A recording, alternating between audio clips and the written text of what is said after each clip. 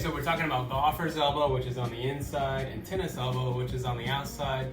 A lot of times the tissue involves the tendon. We can call it tendinopathy, which means pain in the tendon. It can be either tendinitis, which is an inflammation type situation where you'd see redness or warmth, and we need to consult a provider, get some anti-inflammatories, get that thing calmed down before we do this next thing.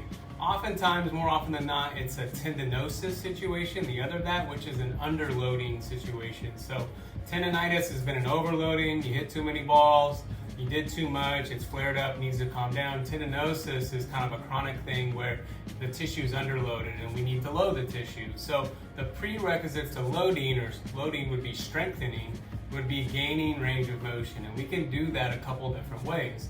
I'm going to show you in the next few videos on how we can loosen up the tissue around where it's painful, stretch it or mobilize it, and then start to load it so that it can tolerate those things that we're doing.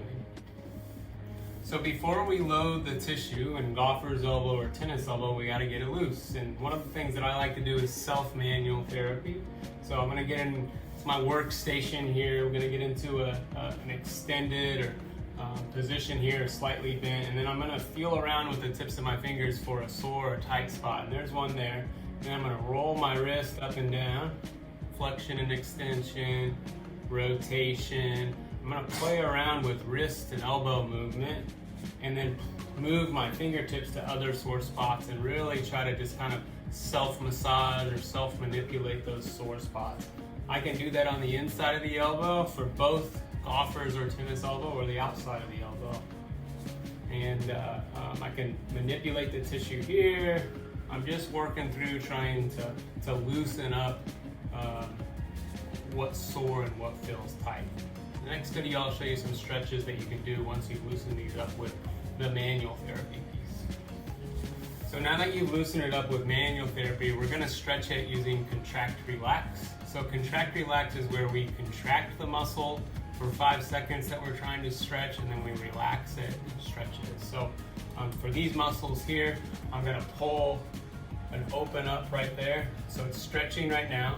And then I'm going to push my fingers upward like so against my own resistance for a 5-second hold, and then relax it so I can get a deeper stretch. And I do these 5-second holds to 10-second stretches for a total of about a minute to loosen this up. On the other side, it would look like this. So that's stretching the top of the forearm, which is common in tennis elbow. I'm going to push up against the resistance of myself, and then relax it. 5 seconds of contraction, 10 seconds of relaxation for a total of 1 minute.